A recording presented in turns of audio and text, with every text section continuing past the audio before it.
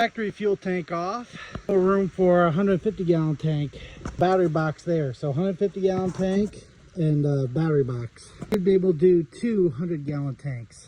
So far on the bus, we got the whole passenger side pretty much done.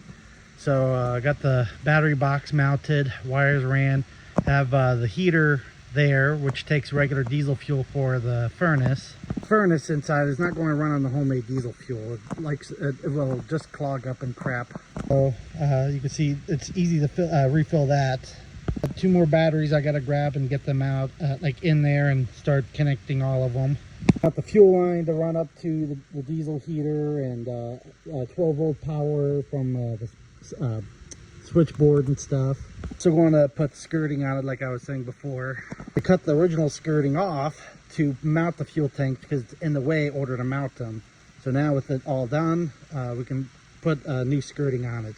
For the last 2 tanks we got to mount up, 200 gallon tanks to go right here on this side. And then I got all the plumbing to do for the fuel pump and everything. And on this side, you know, putting skirting on it. Pretty much on the home stretch.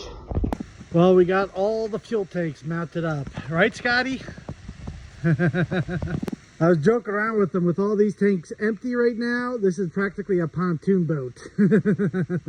So Dan is already picking up the skirting to put around this.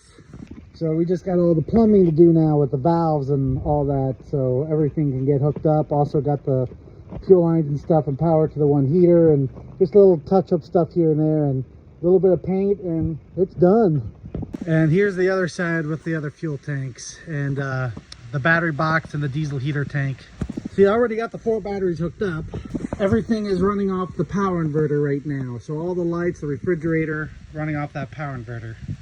This is just a scaled up version of what I do with Stinky P with my air conditioner in my back window. So when it's just sitting and idling, there's not enough amperage coming from the alternator to run the air conditioner.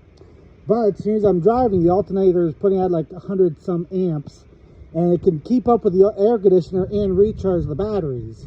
This is the same idea. So at night, you're running off just battery power. During the day, there's enough amperage from the alternator to keep up with everything and slowly recharge the batteries throughout the day. And then later on, if he wanted to, he could put some solar panels up on the roof and also help keep up with power that way. That way you don't really have to have a generator and plug it in and things like that, and it's just nice and quiet, and you're already burning the fuel to go down the road. It really doesn't burn much more to generate DC current to recharge the batteries.